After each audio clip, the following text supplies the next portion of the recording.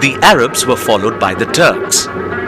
They came to India during the 11th, 12th and the 13th centuries.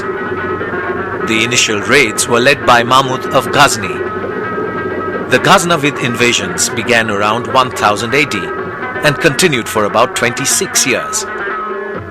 These were characterized by the extension of the commercial as well as the political frontiers of Islam beyond Sindh into India.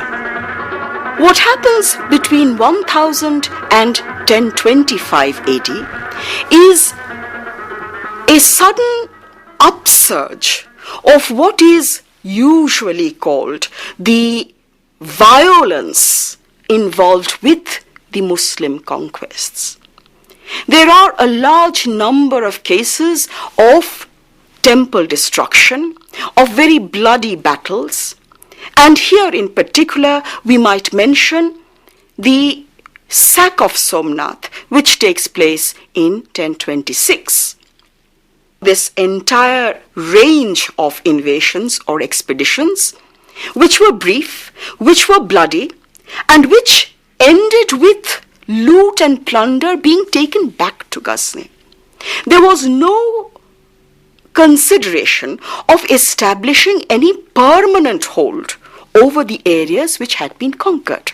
The sources, therefore, were the history known as Tarikh-e-Yamini by Al-Utbi. We are also looking at Ferishta's Tarikh-e-Firoz Shahi, which refer to the invasions of Mahmud of Ghazni. The next series of incursions into India were those of Muhammad Ghori.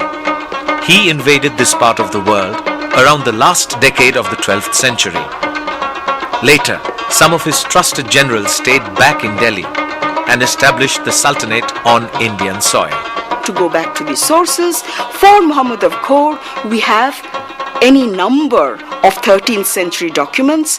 Particularly, we are talking about Juzjani, whose Tabakat-e-Nasiri gives a detailed account of Muhammad of Ghor's invasions. And this is taken up by other historians or chroniclers of the 13th and the 14th centuries. Prithviraj Chauhan was the chief Indian adversary of Muhammad Ghori. A couple of battles between the two are documented.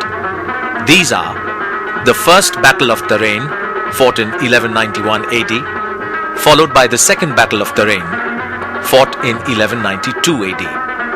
It was clear that the Ghorid invasions were not raids of loot and plunder.